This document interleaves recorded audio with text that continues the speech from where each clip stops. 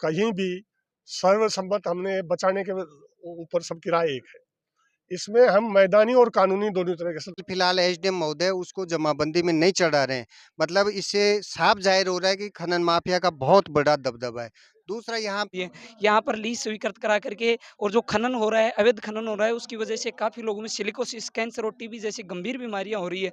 आज हम देख सकते हैं कि 30-30, 40-40 साल के के प्रति जनता असंतुष्ट होगी, आंदोलन करेगी, धरना प्रदर्शन होगा और हमारे को सभी साथियों को नमस्कार।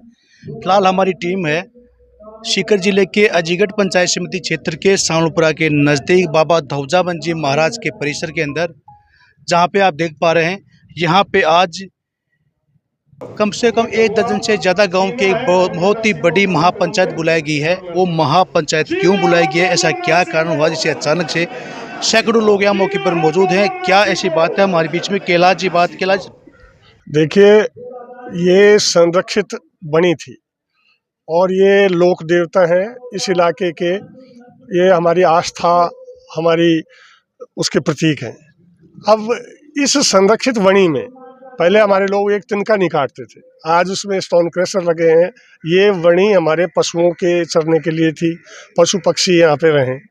इसका जिस तरह से दुरुपयोग हो रहा है, हम उसको रोकने के लिए खनन के नाम पे जिस तरह से तबाही यहाँ की जा रही है, एकमात्र ये गिरजन नदी है, ये बची है, इसको बंद करने की बात है। बुचरा बांध है, ऐतिहासिक बांध है, उसमें पानी है। हम यहाँ आने वाली पीढ़ियाँ सुकून से रहें, इसके लिए खनन के इस अवैध कारोबार का विरोध करते हैं। और ये बंद होगा तो पानी का स्तर ऊंचे आएगा, पानी का स्तर ऊंचा आएगा तो यहाँ पे स्थायी रोजगार के साधन पशुपालन और खेती लोग जुड़ेंगे। पशुपालन और खेती में जुड़ेंगे तो हमारी जो नई पीढ़ी का अपराधीकरण हो रहा है, वो बहुत बड़ी चुनौती है, वो रुकेगा। इसलिए हमें भविष्य के लिए और हमारे वर्तमान के लिए, इनको बचाने के लिए हम दृढ़ संकल्प हैं, इसको हम रोकने की पूरी कोशिश करें। तो इतनी बड़ी महापंचायत के अंदर क्या निर्णय लेंगे आखिरकार? इस देखिए, कहीं भी सर्वसम्मत हमने बचाने के ऊपर सबकी राय एक है।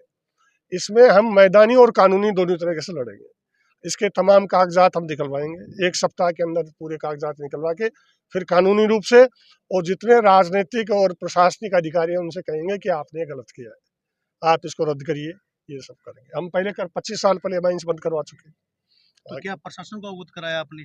अभी प्रशासन को भी अवगत कराएंगे, सामूहिक ज्ञापन जा रहा है, और यहाँ के राजनेताओं को भी अवगत कराएंगे। तो कहीं ना कहीं एक आस्था का प्रतीक है, लाखों लोग यहाँ पे आते हैं, लेकिन कहीं ना कहीं जो खनन माफिया है उनका दबदबा बढ़ता जा रहा है दिन प्रतिदिन। भाई, आस्थाओं से खिलवाड़, हमारा कोई भी काम सिद्ध हो, इसके लिए यहाँ के लोकल लोग इस लोक देवता के शरण में आते हैं। आज उस पे चुनौती, हम कुछ लोग या कुछ परिवार ये ठेकेदारी लें कि हम ही इस लोक देवता के वारिस हैं। इस इलाके की पूरी जनता इस लोक देवता की वारिस है, और वो बचाने का जब दृढ़ संकल्प लेगी तो कोई नहीं।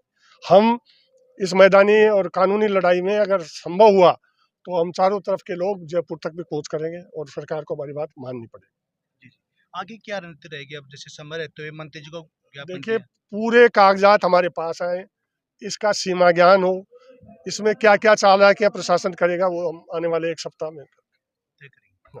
और भी काफी युवा लोग मौके पर मौजूद हैं।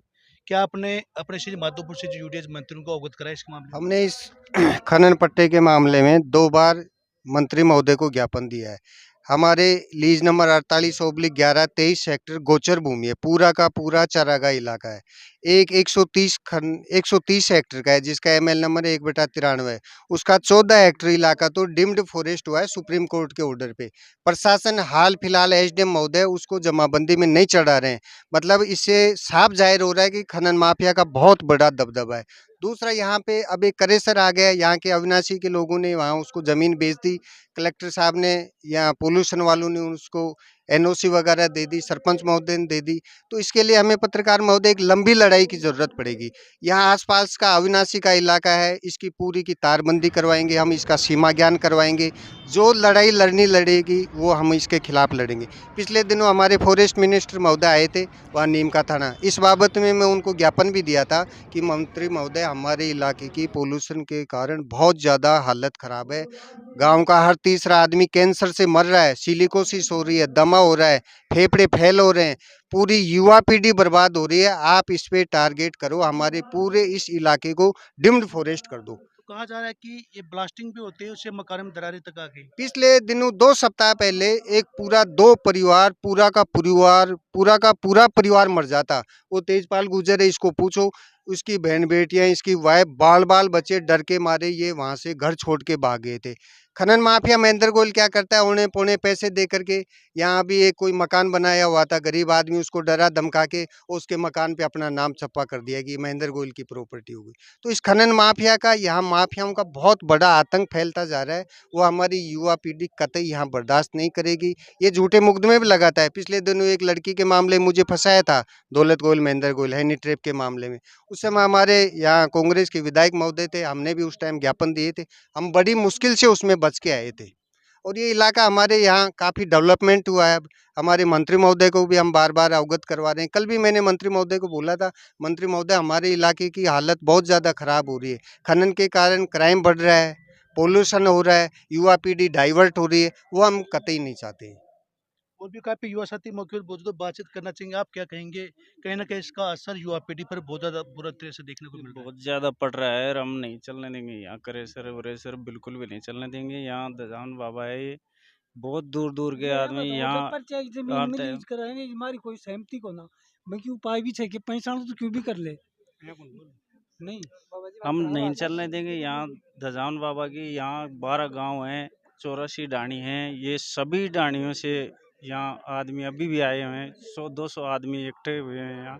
हम नहीं चलने देंगे बिल्कुल भी यहाँ। करेसर ऐसे यहाँ बणी को काटते हैं, कोई भी आज तक कभी भी कोई नहीं, एक भी लकड़ी भी नहीं काटा है यहाँ। बस यही बोलना चाहिए। यदि समय रहते हुए अधिकारी और जनप्रतिनिधि नहीं आपकी बात को सहमति बनती है, तो आखिरकार ये ग्रामीण लोग क्या करेंगे? सबसे पहले मैं आपका सुपर जो फास्ट खबर है उसको बार बार धन्यवाद देना चाहता हूँ कि पर्यावरणविद प्रेमी है, उनके लिए आप इतने सजग हो।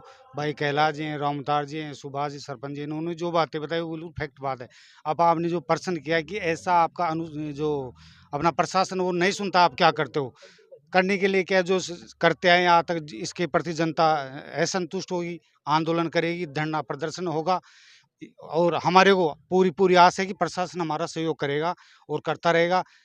यदि नहीं भी ऐसा होता है तो आने वाले समय में इसका बहुत बुरा अंजाम होगा। करेसर वगैरह जो हैं, भाई रामता ने बताया, खनन का सबसे ज़्यादा फोकस है।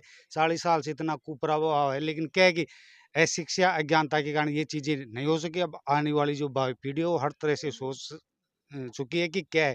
अभी आपने उसका किया ब्लास्ट का, तो ब्लास्ट से कई मकान हैं, आपको दिखा सकते हैं, जिनके अंदर दरारें भी आई, पट्टियाँ टूट चुकी हैं, काफ़ी नुकसान हुआ है। लेकिन क्या करें, उनको दबा दिया जाता है। दबे कुचले लोग हैं, क्या बोलें, क्या करें, कुछ नहीं कर सकते। इसलिए आज ये सर्व समाज के द्वारा ये मीटिंग स्थापित की गई है कि यदि ऐसा कुछ होता है तो आगे जो भी हमारे प्रशासन साथ देगा तो बहुत खुशी की बात है, नहीं प्रशासन को हम और भी अच्छी तरह से अवगत करवाएंगे साहब। ऐसा कि आपने तमाम लोगों से हम जानकारी ली और जानकारी में मिला कि यहाँ की युवा पीढ़ी पर बुरा असर पड़ रहा है। जो खनन माफिया है उनका दबदबा कहीं ना कहीं बहुत ही ज़्यादा देखने को मिला। काफ़ी और भी युवा साथी हैं। ये जो हमारा ग्रामीण इलाका है, यहाँ पर हमारे पैतृकों ने, बुजुर्गों ने यहाँ आकर इसलिए बसे थे कि यहाँ पर्यावरण की सुरक्षा मिलेगी। यहाँ पर जो पहाड़, नदी, ये जो थे ये अमूल्य धरोहर थी। इनके कुछ लोगों ने राजनीतिक वश और प्रशासनिक लोगों से सेटिंग करके नाजायज तरीके से लीजें स्वीकृत करा ली, क्रेशर लगा दिए, जिस वजह से हमारे सामाजिक आर्थिक और व्यावसायिक सब प्रकार ढांचा यहाँ पर अस्त व्यस्त हो गया। लोगों की दिनचर्याएं अस्त व्यस्त हो रही है। यहाँ पर लीज स्वीकृत करा करके और जो खनन हो रहा है, अवैध खनन हो रहा है, उसकी वजह से काफ़ी लोगों में सिलिकोसिस, कैंसर और टीबी जैसी गंभीर बीमारियां हो रही है। आज हम देख सकते हैं कि 30-30, 40-40 साल के नौजवानों के अंदर भयंकर बीमारियां घर कर चुकी है। और अगर इसी तरह से ये चलता रहा तो आने वाली हमारी पीढ़ियां विलुप्त हो जाएंगी। इसलिए आज 36 कौम की सर्व समाज ने अपनी आस्था के केंद्र भगवान ध्वजामन जी के मंदिर में ये निर्णय लिया है कि आने वाले समय में हम इन तरह के खनन माफिया, भूमाफियाओं का पुरजोर विरोध करेंगे धरातल पे और कानूनन सब तरह की लड़ाई लड़ेंगे। और मैं एक वकील होने के नाते आज सर्व समाज को विश्वास दिलाता हूँ कि जहाँ पर भी मेरी ज़रूरत होगी न्याय की लड़ाई में मैं हमेशा खड़ा रहूँगा। जमीन से हमारी जो खान में लीज करा रहे की हमारी कोई सहमति को ना ये अब लगा रखी है उन्होंने। हाँ कागज लगा रहे हैं और कि जो हमारी इनका, जमीन का। इनका जो खान है वो भी फॉरेस्टर के अंदर, इनका जो वो है ना ऑफिस, वो भी फॉरेस्टर के अंदर है। मैंने शिकायत की सीसीएफ को, सीसीएफ भेजा रेंजर साहब को, और रेंजर साहब उस बात को गोल मोल बनाकर चला गया। अब सीसीएफ मेरे को आश्वासन दिया है कि मैं 10 दिन के अंदर इस जो मकान है वो ढुआ दूंगा और लीक बंद करवा दूंगा। अब वो देखते हैं बंद करवाता है या वो भी बिक जाता है। हाँ जी। हाँ जी यही तो भाई पर्चा की जमीन लीज करा रहे हैं कि जब वो जा रहा है। मैं प्रशासन के अधिकारियों से कहना चाहूंगा कि इसके मामले को थोड़ा संज्ञान में लेकर जो यहाँ के जो आस्था का प्रतीक है बाबा धौधाबंद जी महाराज, उनकी आस्थाओं में लाखों लोग यहाँ पे आते हैं। उनके इस जो बनी है उसको बचाने का जो प्रयास किया जा रहा है, जो संघर्ष समिति के लिए आप जरूर इसको संज्ञान में लाकर उचित कार्रवाई करें। जय हिंद।